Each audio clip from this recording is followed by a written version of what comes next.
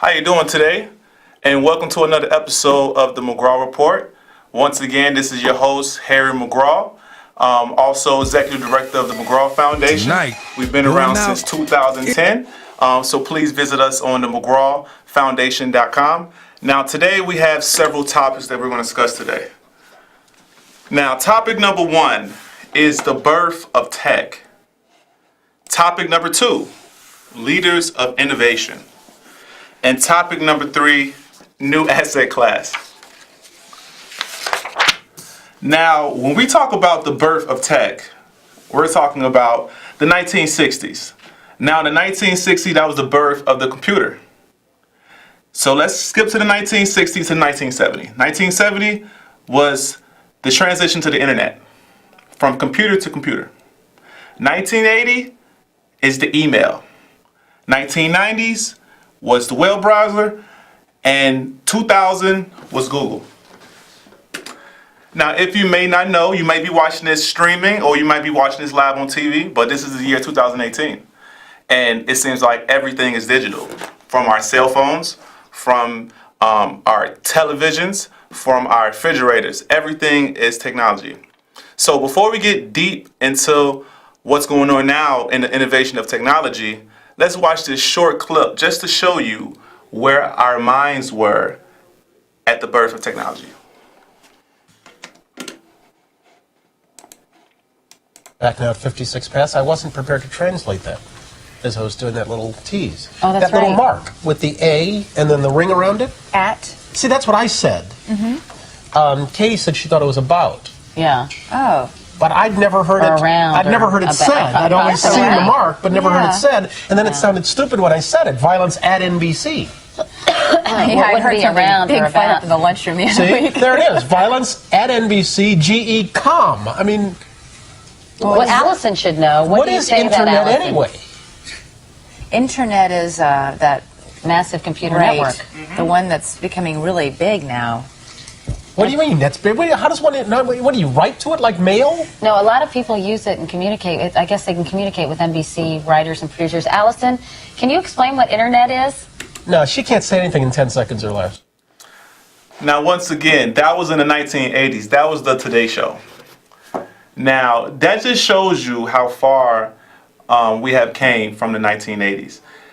On the Today Show, they was trying to explain what is internet, email, the at.com. That was so foreign to people. And now people cannot go without sending email. Actually, people prefer paying their bills through electronic payments, such as paying your phone bill, paying ComEd, things of that sort. So we're going to look at a couple things that we do every day, or we're looking into the future of technology.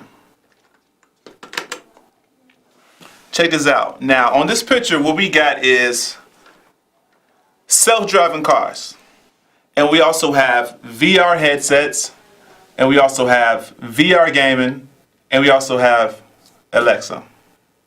Now, self-driving cars has been a big topic of 2018. The reason why is because, okay, we have a caller. Yeah, this is James. Okay, all of them gonna get in trouble from Ryan Emanuel and Donald Trump and J.B. Fisker. All of them gonna get in trouble because Okay, sorry about that, caller. It seems like the call had dropped. We're going to get back to our subject today, which is the innovation of technology. So, back to what I was saying. We're talking about technology in the future. So we have self-driving cars, we have VR headsets, and we have Amazon Alexa, which is a personal assistant. Now, we had came so far in technology where technology is being integrated within even the hospitals. People are putting on VR headsets to perform surgeries and also practicing surgeries before any mistakes happen, just to get the guys polished. Now, another thing is self-driving cars. There has been an incident earlier this year talking about Tesla have these self-driving cars linked up with Uber or Lyft, one of the two, and had hit someone. Now, that raised red flags across the board on allowing people to have self-driving cars. So, my opinion on self-driving cars, it's going to happen sooner than people think. And the reason why I say it's going to happen sooner than people think, because it's cost efficient. We have cab drivers, we have Uber drivers, we have Lyft drivers.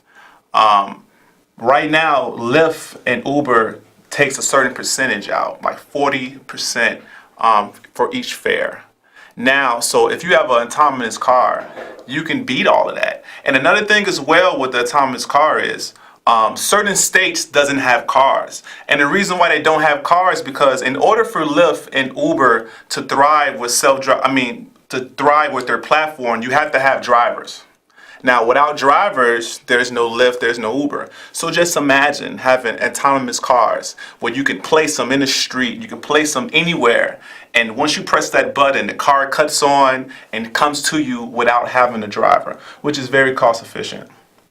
Now, back to watching one of these again, which is the VR headsets and Alexa. Actually, let's talk about Alexa. Guess we got a caller. Caller, what's your question? Welcome to the McGraw Report.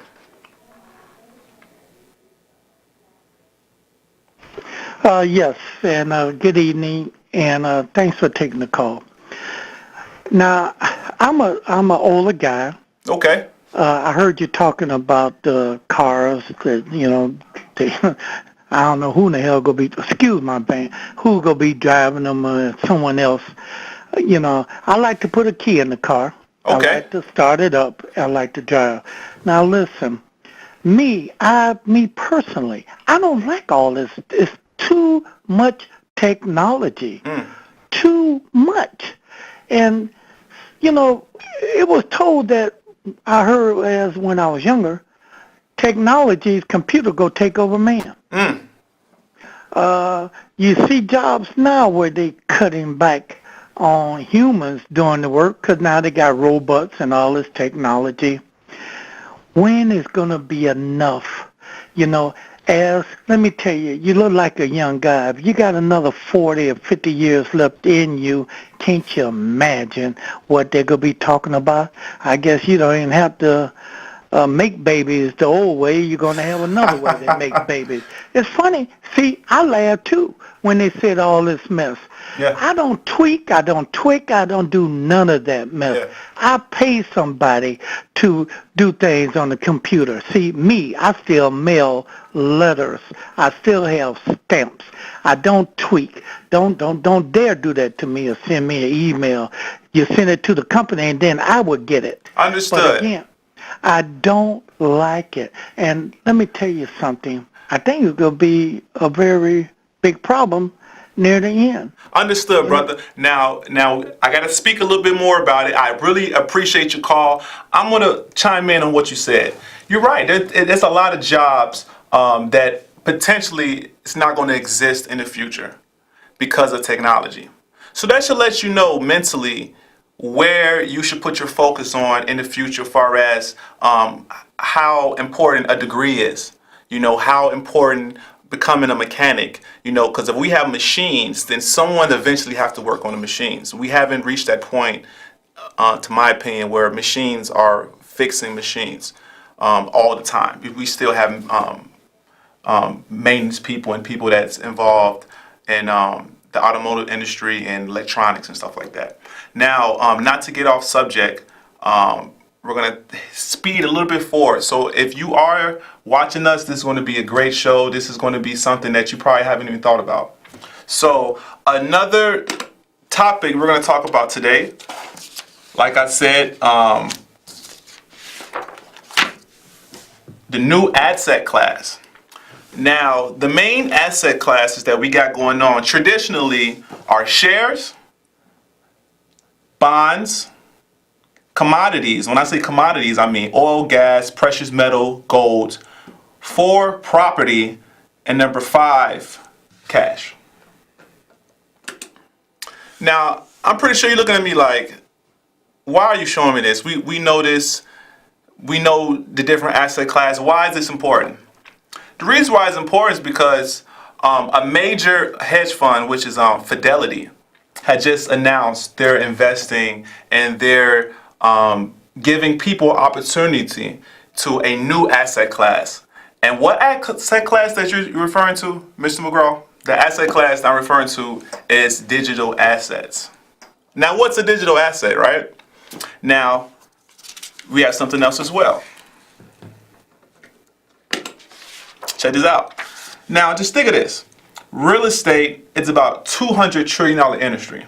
Gold is about $7.8 trillion industry. Stock markets is about $70 trillion industry. Now, digital assets right now, which was birthed around 2008, 2007, and when I say digital assets, you probably heard of Bitcoin and different type of currencies. Now, this digital asset, the digital asset cap is capped off at 208 billion. So think about that. You have gold at $7 trillion. These are where people invest their money, and this is what people put their money in. That's liquid. And we have an emerging asset class, which is called digital assets. And some of these digital assets are not just solid things. These things are actually technology. Some of them used to transfer money, such as XRP. Some of them has a store of value, such as gold. They call that digital gold. And some of them works as smart contracts. And one of the digital assets that specifies in smart contracts is called Ethereum. Now, I'm gonna give you just a quick analogy on what the future can look like. Now, check this out. Imagine you have some wine, right? Nice, brand new bottle of wine. Now, this bottle of wine, you're going to tokenize. You give this bottle of wine, it's going to be, let's say, one wine coin. One wine coin. Now, if you know, just like I know, wine, the value of that wine bottle, fine wine gets better in time. So let's just say that one wine coin and that wine, when you get it 5 years down the line, that one coin, the value is going to be way higher. Just like the wine is going to be way higher. We're moving into a world that's going to be tokenized. Now, the reason why I say that is because fiat currency is evaporating. You know, people doesn't carry cash anymore. We had currently had a fundraising event with which we raise awareness on PTSD for our veterans and try to give military care packages for them. And when we was out there raising awareness on PTSD, which you should know that's post-traumatic stress syndrome, we ran into a lot of people that don't carry cash. No one's carry cash. And they was asking, do you have the swiper, the card reader? And we do not have that because we live in a society of fraud. And no one likes to take their card and swipe their card, especially on any type of third-party devices such as Square and any type of e-reader. So we live in a world where people are not carrying cash, and if you know, like I know, kids take the change, and save in your piggy bank. So you really save the change, you don't have the cash, and you're sticking to your debit card. So money is essentially digital in itself. It's not. It's transferred digitally. Now let's look at something else. Actually, we're going to talk a little bit more about Google.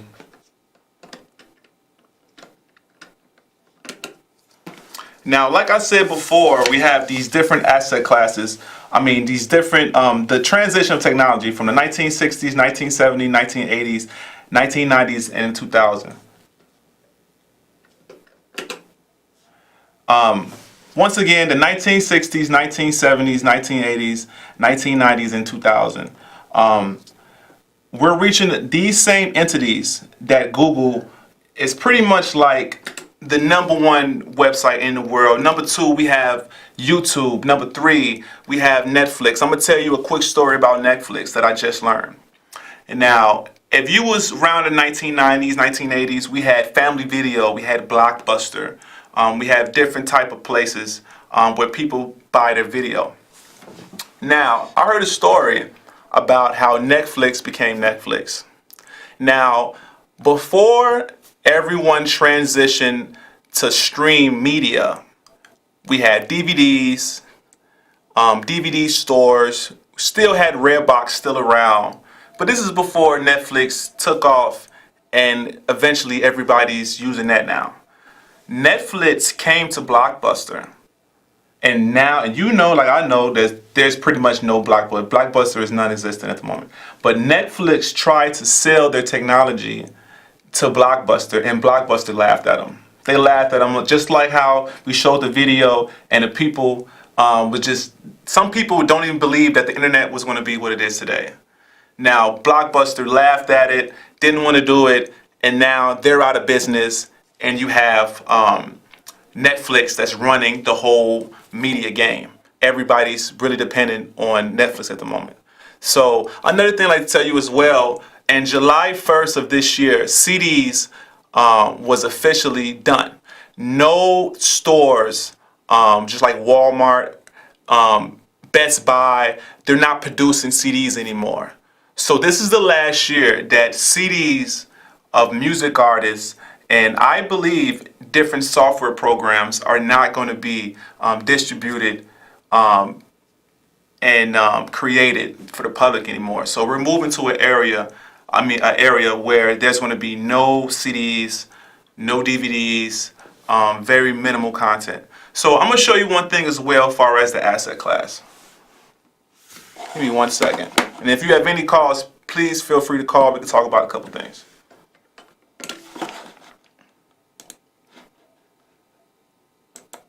So let's see something. So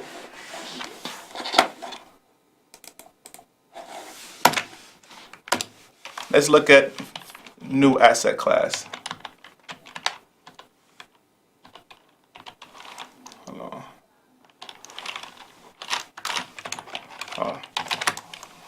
Oh man, typed the wrong things. Oh, wrong one. Wrong one, guys.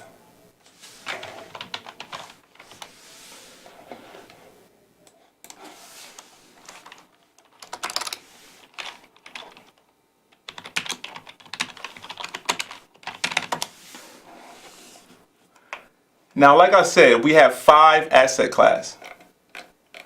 And Fidelity, hold on. Let's see. Now, that's what I was talking about earlier. Fidelity launches new company. Fidelity has digital asset class. This is a new asset class. Back to what I was saying. We have a caller. Yes. Hey, thanks for taking the call again. You know what? Let me tell you something. You are totally right. Back some years ago, I'll be 70 years old pretty soon. Okay. My money has been always invested in property, income property. A bunch of people that work for us and whatnot, they always trying to tell you, find a way to invest some money. Sometimes find new things, maybe take a loss on something and throw it in somewhere else. Okay. It's all gambling to me. But let me tell you something. Not too long ago, someone was telling me about this, about CDs, a couple of years ago. Mm-hmm. They was always trying to say we need to invest some money in another such a way that's going to be streaming. Absolutely. Yes, that money. See, again, I'm old school, and what you say is so true. People don't carry cash no more. They don't. Checks is I got checkbooks I probably had, I don't know how long, I can't remember last time I wrote a check. Absolutely. I see many people use their cell phone. Listen, I got buttons on my cell phone. And trust me, I'm not an ignorant man. I could buy any kind of phone I want. I just don't like the new technology. But investing some money, now, that's where I come from. I love investing money. I appreciate you, brother. Brother, I appreciate your call. But we got to cut it short today.